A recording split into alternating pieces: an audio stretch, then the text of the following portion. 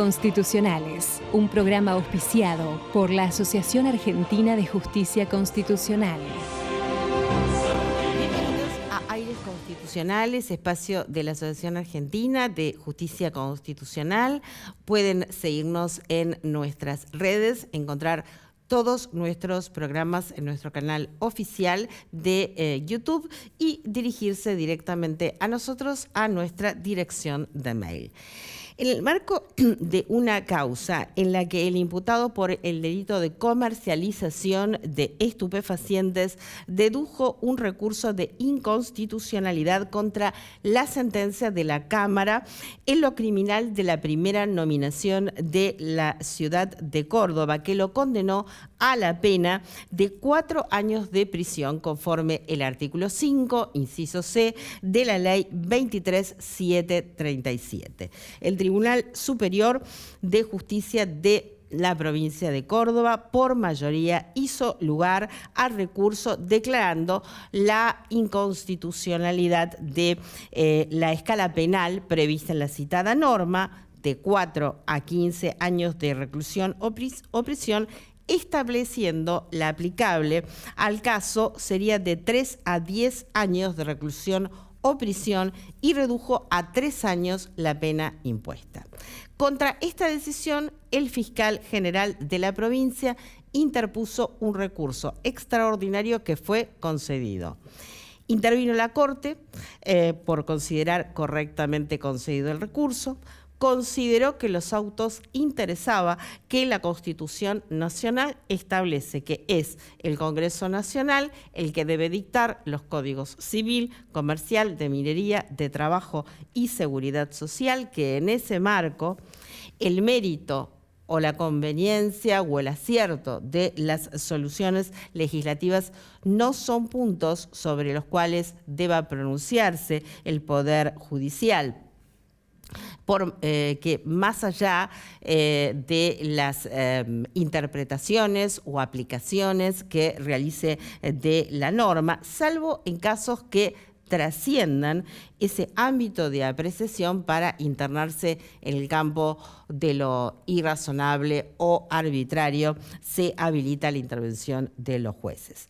Analizó el argumento central del del Tribunal Superior de Justicia, que fue la modificación de la ley 26.052, y concluyó que correspondía revocar la sentencia que declaró la inconstitucionalidad de la escala penal prevista en la citada norma por inmiscuirse incorrectamente en las atribuciones que corresponden por la Constitución Nacional al Poder Legislativo en materia de legislación penal, y estableció una distinción, el Superior Tribunal, ¿no?, que el Congreso no había dispuesto respecto de la desfederalización de ciertos delitos, siendo que ello no obedeció a un criterio de gravedad, ni tampoco que la mencionada reforma realizara modificaciones o calificaciones de carácter sustantivo entre los delitos, sino exclusivamente disponía su desfederalización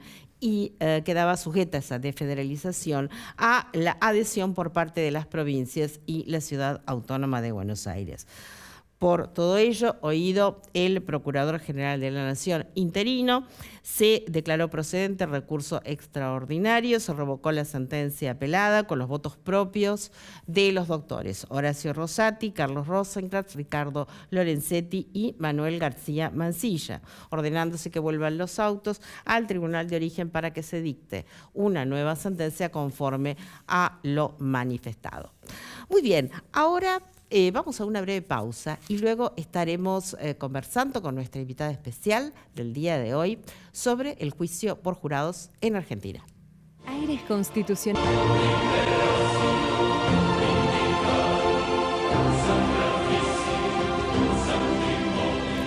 Muy bien, y aquí seguimos en aires constitucionales con la participación especial de la doctora Mariana Catalano, que es presidenta de la Cámara Federal de Apelaciones de Salta, es especialista en Derecho Ambiental y Economía, Derecho y Economía Ambiental por la USAL, doctora en Derecho por UBA, tiene escritas destacadas obras jurídicas y más de 100 artículos referidos al sistema acusatorio, el derecho constitucional, el derecho ambiental.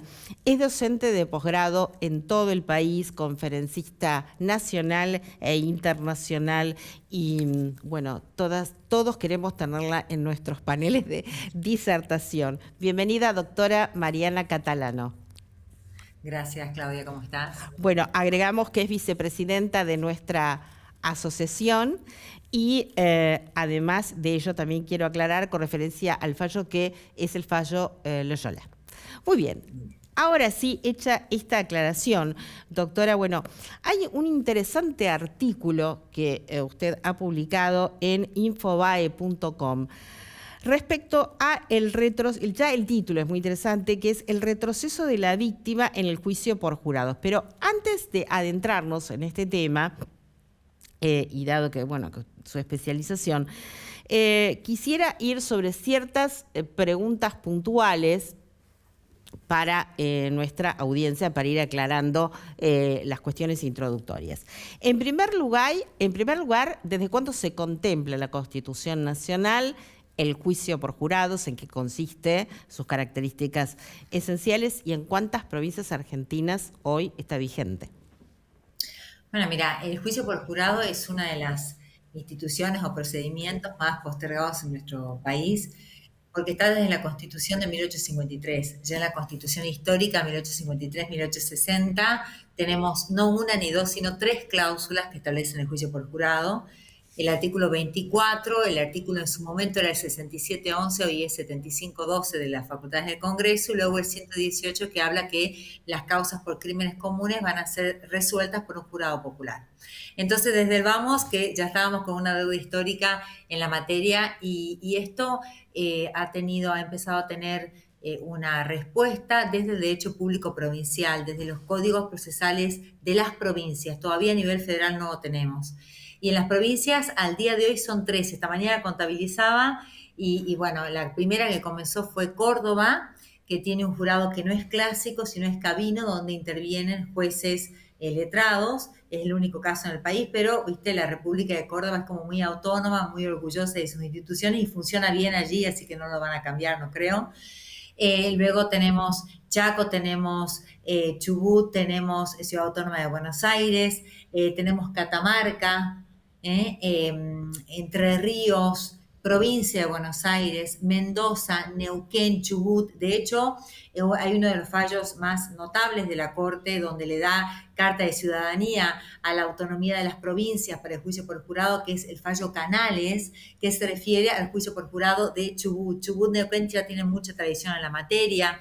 San Juan, fíjate, Santa Fe fue dos últimas del año pasado, Santa Fe y Salta, que prácticamente han copiado sus modelos porque en distintos puntos las provincias se van superando en algunas regulaciones y bueno, y eso se advierte, ¿no? Se advierte, uno puede percibir la época que son las regulaciones por algunas respuestas en puntos que seguramente después trataremos. Pero a partir de 2004 es que inicia este movimiento provincial y que, como les digo, ya el año pasado, a fines de año, Salta fue la última en sumarse, la última de 13 provincias argentinas. Si tuviéramos que trazar así brevemente un mapa mental de lo que es un juicio por jurados, rápidamente.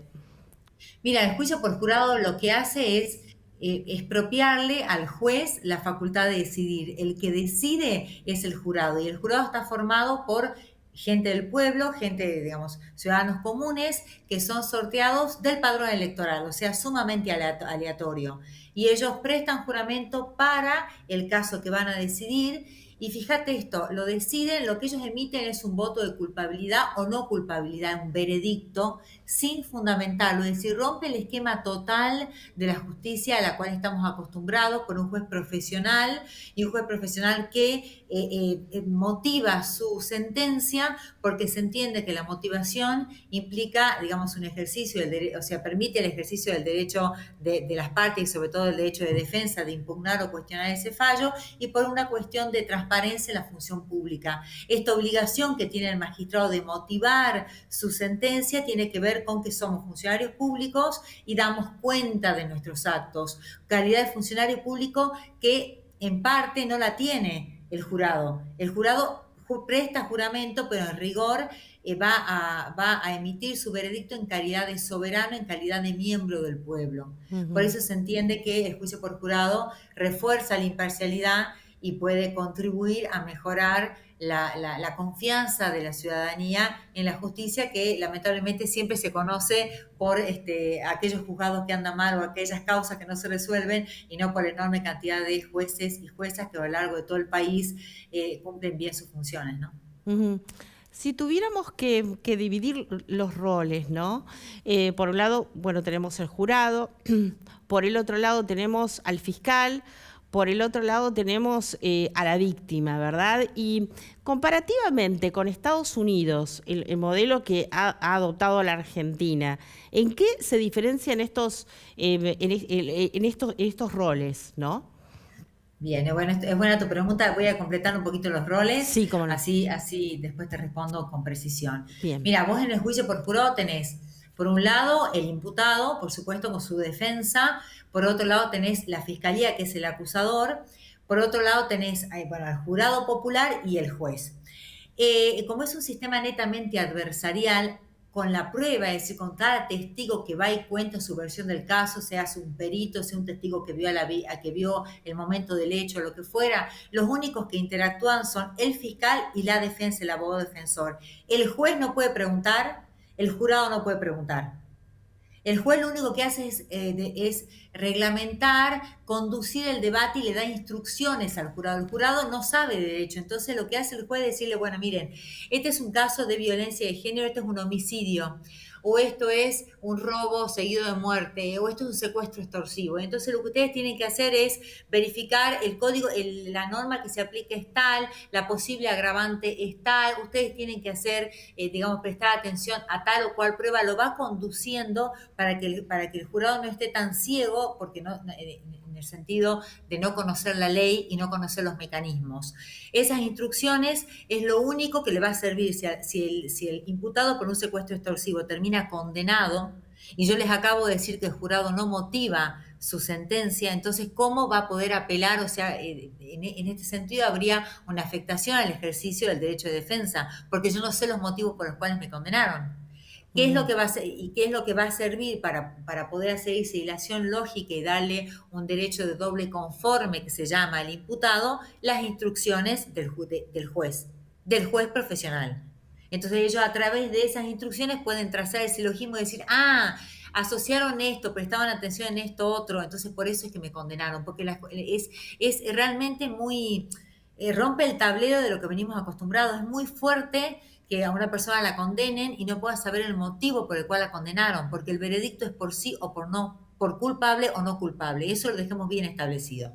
Por otro lado, la víctima, en el caso de un secuestro extorsivo, vos tenés dos víctimas. La víctima directa, que es a quien le piden el pago, ¿sí? Porque es un derecho, es un caso pluriofensivo. La víctima directa es a la que le piden la plata. Y la indirecta, bueno, de acuerdo a los distintos enfoques, vendría a ser el privado de libertad. Porque privan de libertad a una persona para pedirle rescate, por eso es extorsivo, porque en definitiva quiero la plata, no quiero el fin primordial del delincuente en un secuestro extorsivo no es lesionar al secuestrado, sino cobrar el rescate. Muy bien. En este caso, el secuestro extorsivo siempre es más fácil con ejemplos. Cualquiera de las dos víctimas, en el derecho argentino hay una ley de víctimas que le permite, y el Código Procesal también Penal Federal, el nuevo, les permite querellarse, es decir, les permite ser acusadores privados. Entonces, aunque el acusador público diga una cosa, ellos pueden ir en forma autónoma y pedir y exigir, por ejemplo, oponerse a un acuerdo abreviado, a oponerse a determinadas formas de modalidad de la pena, pueden presentar prueba, pueden pedir una pena más grave. Se les reconoce todo, tenemos todo un derecho y una tradición y avances y progresos en el derecho procesal continental y en el nuestro, en el argentino, de permitirle una autonomía a esa querella. Esto no existe en el derecho norteamericano. El derecho norteamericano es mucho más tradicional y la querella no tiene tanto vuelo, tanta autonomía de ninguna manera. Están formateados con otra estructura y ellos son muy tradicionalistas. Y también siempre lo marco en el juicio por jurado, que nosotros estamos fascinados con el modelo y me parece muy bien, me parece que tiene muchas ventajas y me parece que puede generar una oxigenación a este sistema de justicia que tan mala prensa tiene, y les agradezco este tipo de espacios desde el Vamos. Ellos mismos son muy críticos del juicio por jurado y lo utilizan en muy pocos casos. Entre el 4 y el 5% de la litigación norteamericana es juicio por jurado. ¿Ellos qué hacen? Abrevian. Ellos tienen un sistema muy fuerte donde las escalas penales, justamente el caso Loyola que marcaste de las escalas penales, bueno, nosotros tenemos escalas muy reales, reducidas, por ejemplo, el transporte de estupefacientes, que fue el caso Loyola, era desde 4 a 15. Ellos tienen de 25 a 100, es decir, tienen escalas exorbitantes. Entonces, ¿qué pasa? El fiscal, cuando tiene una prueba de la investigación preliminar es fuerte y tiene un cuadro de prueba, un cuadro de evidencia consistente, le dice a la defensa, bueno, yo te voy a pedir 80 años. O abreviamos, y la defensa abrevian. Entonces, el 95% de los casos en Estados Unidos van abreviado, el 5% van a juicio por jurado, y aún así ellos son críticos del juicio por jurado. Esto para poner un poco en contexto, ¿no? Porque a mí un poco la crítica, que no sé, digamos, tengo 2 puntos en los cuales me ha servido el juicio por jurado nada más, pero esta crítica tiene que ver con el hecho de no sabernos valorar también a nosotros, ya que estamos tanto en esto de la reivindicación de nuestros valores patrióticos y de nuestros progresos, valoremos nuestros progresos en derecho procesal, y en derecho procesal hemos progresado mucho con la ley de víctimas. Hay una ley de víctimas y la Corte ya viene fallando a favor de la autonomía de las víctimas desde Santillán, desde 1998, ¿sí? Uh-huh. Y ahora con el tema de la impugnación, que es más o menos a lo que marcabas en el artículo, yo lo que cuestiono, lo que me parece que la víctima retrocede porque no puede impugnar el veredicto de absolución. A ver, acá me voy a extender un poquito más, vos interrumpime si que no soy clara.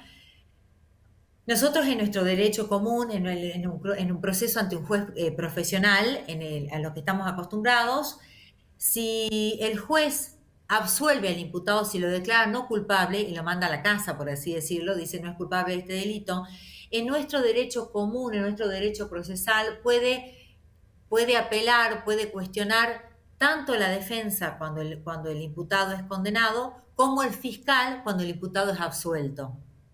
En el juicio por jurado esto no existe, y esto tiene una explicación en los tratados internacionales con jerarquía constitucional, porque todos los tratados dicen el derecho de doble conforme existe solamente para la persona humana. Y entonces, y como ellos a la víctima no la tienen en el radar, para ellos está bien que, digamos, si a vos te absuelven, pasó con casos, digamos, al margen de todo lo que uno puede aprender en los textos y aprender en conferencias, también está la cultura de otras fuentes de información. Y otra fuente de información también son las historias vivenciales. Y una de las historias vivenciales, bueno, hay cantidad de documentales y demás del caso de O.J. Simpson, por ejemplo, donde había una enorme cantidad de prueba en contra de este famoso deportista norteamericano, y no obstante el jurado, por una cuestión habría que ver los documentales y la serie, lo termina absolviendo, y la víctima, digamos, los parientes de las 2 víctimas fallecidas se quedan realmente con una sensación de falta de respuesta de la justicia y no pueden apelar. Es decir, vos fijate que es el peor de los mundos, sí, porque a la víctima, volvemos al secuestro extorsivo, tenés la víctima directa, el secuestrado, y tenés a la víctima indirecta, que es el que tuvo que pagar, bueno, o a la inversa, 2 víctimas. y entonces un juicio por jurado de alguna manera te lo absuelve, vos no conocés los motivos y no podés impugnar. Y tenés la persona que pagó y la persona que estuvo secuestrada. Mirá, esa persona que estuvo secuestrada, hubo una cuestión de tensión al momento de hacer el pago del rescate y lo terminan matando. Sí, Y el sí. jurado popular te lo absuelve, vos no podés impugnar. El fiscal no puede impugnar, porque está dicho en el derecho norteamericano y en las convenciones que el fiscal es organismo público, no es persona. Pero señores, la víctima sí es persona y es de carne y hueso. Y es muy injusto que no se le permite impugnar. Entonces a la víctima no le conviene juicio por jurado. Claro. Y nosotros la estamos invisibilizando cuando digamos, generó mucha lucha en materia procesal el hecho de que vos lo puedas visibilizar. Y en este sentido hay un retroceso, porque los norteamericanos nunca vieron a la víctima, porque ellos son muy tradicionales. Bueno, nosotros no. Nosotros somos otro país, que yo estoy orgullosa de nuestras instituciones y nuestro desarrollo, y no estamos viendo este punto. Y a mí me parece que es una oportunidad histórica ahora cuando se legisle la ley federal, preverlo a esto, prever que la víctima en caso de arbitrariedad manifiesta, donde vos no puedas comprender el motivo de la absolución del jurado, puede impugnar. Doctora, le pregunto como jueza, como jurista, digamos, está bueno establecer entonces el punto que habría una contradicción, ¿no es cierto?, en los tratados internacionales respecto a esta cuestión de la invisibilización de la víctima con la ley de víctimas del delito, que aquí tengo, es la 27372, ¿verdad? Sí, señora, sí, señora. Mira, a ver, yo te explico. A ver si podemos en este punto, porque es muy interesante. Que lo clarifiquemos, sí. Que lo clarifiquemos. Muy buena tu pregunta. Mira, porque de pronto esto para nosotros puede quedar claro, pero para otras personas puede ser chino, y esto llega a la vida de las personas. Entonces, claro. Total. Sí, sí. Mira, el derecho al doble conforme, que es el derecho a que un juez te revise un fallo de un tribunal inferior o incluso revisión horizontal de otro tribunal, en principio está consagrado en el Pacto de San José de Costa Rica, en el artículo 8.2 y en el Pacto Internacional de Derechos Civiles y Políticos 14.2, está consagrado en principio para el condenado en una sentencia penal, para que vos condenado puedas pedir la revisión de tu condena. Pues bien, no dice nada y en la jurisprudencia, en Herrera Ulloa, la Corte Interamericana, que es el principal intérprete de las convenciones interamericanas, todo es a nivel convencional, dicen, bueno, lo que quisieron hacer los tratados es proteger a la persona. El derecho al doble conforme lo tiene la persona y no el organismo público que es el fiscal. Entonces, vos tenés las normas que hablan del condenado, la jurisprudencia de la Corte Interamericana que dicen, bueno, el doble conforme se garantiza respecto de toda persona, no del fiscal, que es el persecutor público. Y ahí entra por la ventana la opción de la ley de víctimas y la opción de los derechos nacionales de garantizar, de avanzar un poquito más sobre ese piso en la medida en que respeten que no es el fiscal.